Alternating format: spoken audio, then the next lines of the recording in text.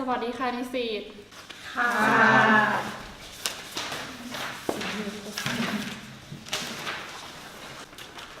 ตัวมีปากกาไหมเขาลืมเอามา เขามีอยู่อ่ะ หมดค่ะ ตัวทำได้ไหมอ่ะ ก็ได้อยู่นะ หรอเขาดูบ้างนะ จ้ะ ค่ะวันนี้อาจารย์ก็มีเพียงเท่านี้นะคะอย่าลืมทำการบ้านที่อาจารย์สั่งไว้นะคะ ใครมีอะไรจะซักถามไหมคะไม่มีค่ะค่ะเลิกคัดได้ค่ะขอบคุณ ขอบคุณค่ะ วันนี้ไปกินข้าวไหนดี วันนี้ฉันมีนานแล้วกับแก แหมมีแฟนละสิ ก็ธรรมดาเลยแก งั้นอันนี้ไปก่อนนะ โอ ไป เค เจอกันบาย บาย ฮัลโหลติ้งอยู่ไหน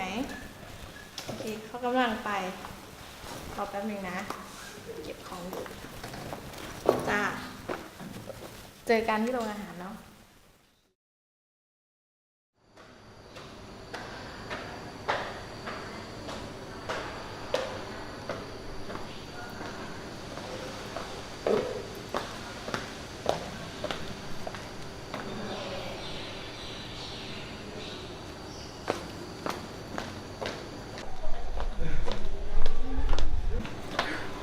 อ้าวนิว อ้าวแม่สวัสดีค่ะ จ้า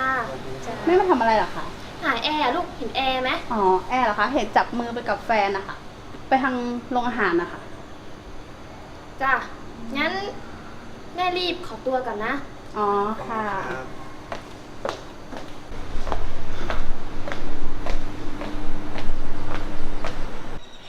เฮ้ยแกใครอ่ะ เอาแม่นางแอร์พอร์ตอะแกไม่รู้ว่ามาทำไม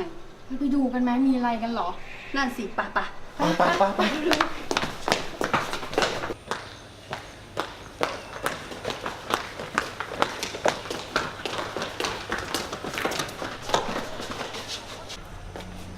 แกกล้องหน่อยกล้องอ้าวอีเหี้ยดำวะโอ้ โง่มันกลับหัวน่ะ เราโง่จริง ถ่าย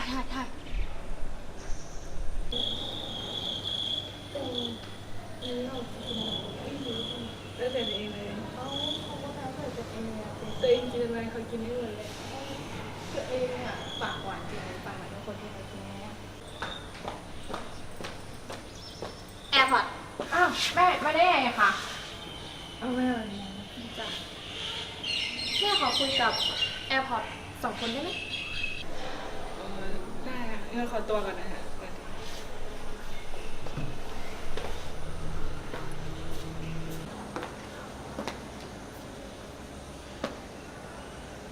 ลูกคิดจะทำอะไร แม่เห็นนะมันไม่ใช่แค่เพื่อน ไม่ใช่แค่เพื่อนแล้วไงคะแม่ แล้วไงเหรอแกรู้ไหมถ้าคนอื่นเขารู้เข้า หรือเพื่อนแม่รู้เข้าจะเอาหน้าไปไว้ที่ไหน ก็แม่ห่วงแต่หน้าตาตัวเองอะแม่ไม่เคยห่วงความรู้สึกหนูเลยอะหนูโตแล้วนะคะแม่ทำอย่างเงี้ยหนูอายคนอื่น โตเหรอ ใช่ค่ะหนูโตแล้ว คนโตก็ทำตัวอย่างนี้เหรอ ใช่ค่ะแม่ทำตัวอย่างนี้แล้วไงคะ พอได้แล้ว ไม่ต้องมาเถียง กลับบ้านซะ จะกลับไปกลับ เร็ว แม่เบาๆเลยค่ะ แกเสร็จแล้ว มึงหนีต้องแฉ ๆแชร์มา แชร์มา แล้วก็แชร์ต่อ ลงเฟซเลยมึง แอร์พอร์ตมาคุยกับแม่ให้รู้เรื่องนะ แอร์พอร์ตได้ยินแม่ไหมแอร์พอร์ต อย่ามายุ่งกับหนู ไม่มีใครเข้าใจหนูเลย อย่ามายุ่งกับหนู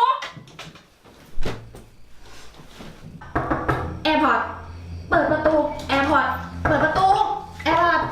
แม่มีอะไรกันอะทำไมเสียงดังจัง แคป วันเนี้ยแม่ไปรับน้องที่มหาลัยมา แม่ไม่คิดเลยว่าแม่จะเห็นน้องอยู่กับแฟน ฮะแอร์พอร์ตนี่นะจะมีแฟน ใช่ ที่สำคัญกว่านั้นนะ น้องมีแฟนเป็นผู้หญิง ฮะ ผู้หญิง แม่ไม่คิดเลยแม่ต้องมาเจออะไรแบบนี้มันเป็นสิ่งที่แม่กลัวมาก อีกอย่างหนึ่งน้องทำตัวแปลกๆซึมเศร้า เอาแต่เก็บเนื้อเก็บตัว แม่กลัวว่าน้องจะเป็นอะไรไปแคปต้องช่วยแม่นะ แม่ใจเย็นก่อนนะ อย่างนี้แหละชีวิตวัยรุ่น มันมีแฟนมันเป็นเรื่องปกติ ปล่อยให้น้องมันอยู่คนเดียวไปก่อน วันนี้แม่ไปพักผ่อนก่อนไปะเดี๋ยวแค่พาไป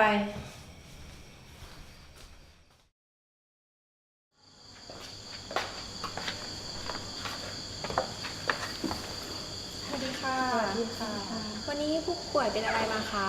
คือคุณแม่มีปัญหาเกี่ยวกับเรื่องลูกสาวคุณแม่นะคะ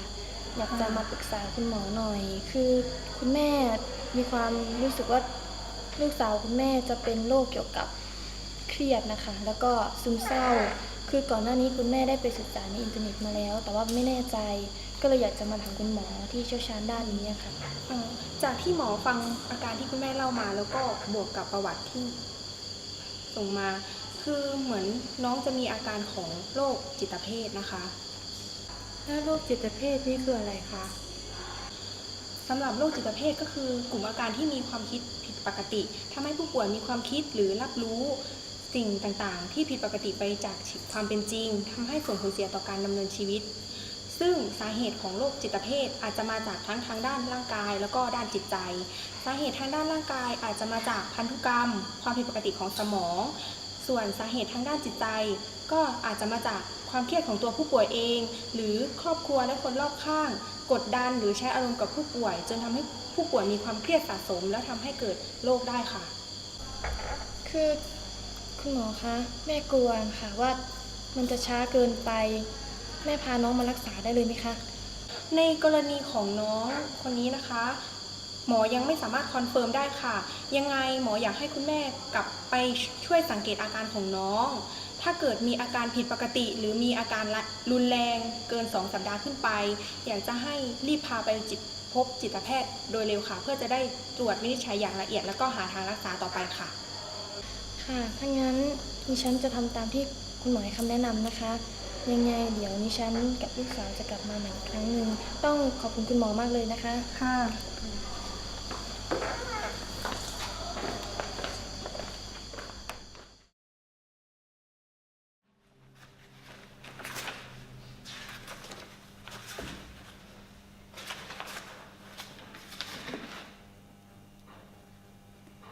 ฮัลโหล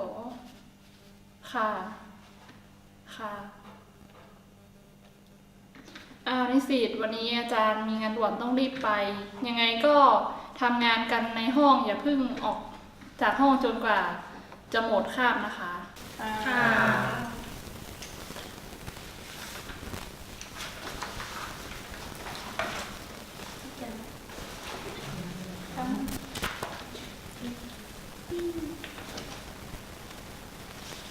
เราขอนั่งด้วยคนนะ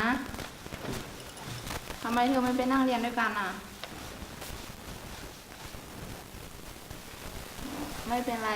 งั้นเดี๋ยวเขาไปนั่งที่อื่นก็ได้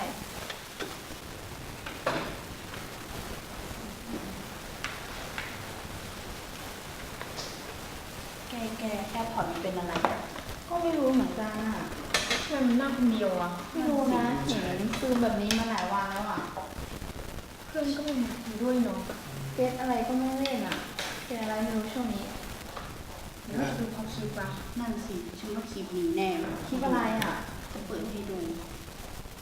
ก็วันนั้นอ่ะแม่มันมา มันก็มาโวยวายเว้ย ใช่ พอได้แล้ว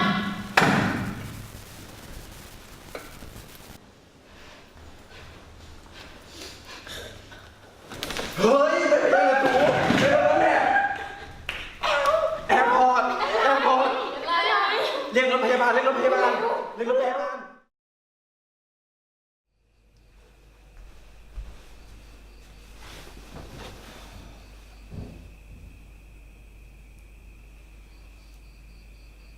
ตื่นแล้วล่ะลูก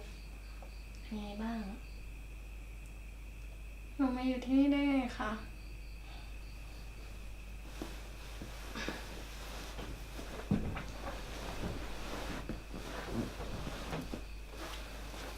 ไม่มีอะไรหรอก หนูแค่เรียนหนักอะแล้วเหนื่อย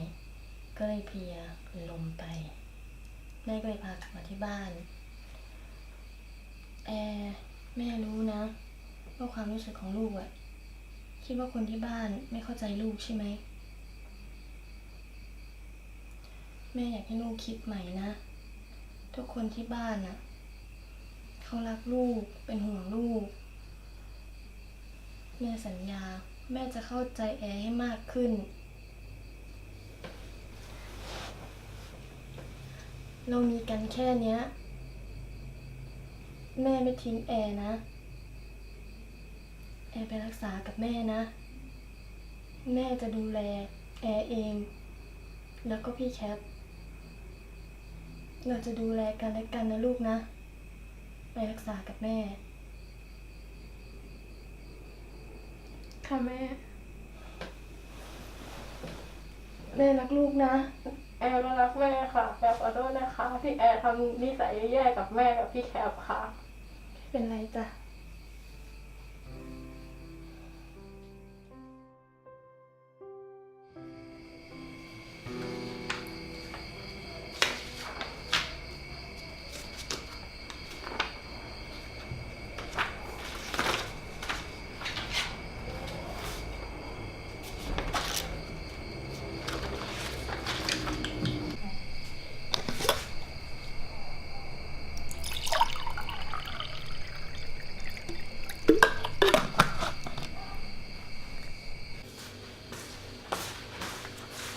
แม่ทำอะไรอ่ะ เครียดงานนะลูก มีอะไรหรือเปล่า ทำงานไหนไหมคะ ก็เหมือนเดิมทุกวันนะ ทำไม มีอะไรหรือเปล่าลูก แอมมีอะไรจะให้แม่ค่ะ มาแปลกก็เราวันเนี้ย ไม่แปลก เดี๋ยวจ้า ค่ะ โหทำไมมีความสุขจัง ทำอะไรกันอยู่หรอ ไม่ได้ทำอะไร ไม่ได้ทำอะไรแหมตื่นแล้วเหรอเราอ่ะฮะแล้วไงวันเนี้ยไม่ออกไปข้างนอกเหรอลูก ไม่อ่ะ พี่จะไปไหนอ่ะ ไม่รู้สิ อ้อนแม่เหรอหนูไม่ยอมให้พี่อ้อนแม่คนเดียวหรอกแหมมาอ้อนแม่คนเดียวเลยนะ ก็ไม่รู้สิ ก็รักแม่เนาะ ก็รักแม่เหมือนกัน เป็นไงเราอ่ะกินยาหรือยัง กินแล้วแม่ เดี๋ยวหนูก็หายแล้ว จ้า หนูรักแม่นะกับพี่แคปด้วย แม่ก็รักหนู พี่ก็รักน้องนะ เรื่องชีวิตของเด็กไม่ใช่เรื่องต้องรีบ ก่อนจะตัดสินใจลูก พ่อแม่ควรศึกษา และทำความเข้าใจทุกพฤติกรรม เพื่อให้แน่ใจว่า ความรักของคุณ จะไม่เป็นการสร้างบาดแผลในใจลูก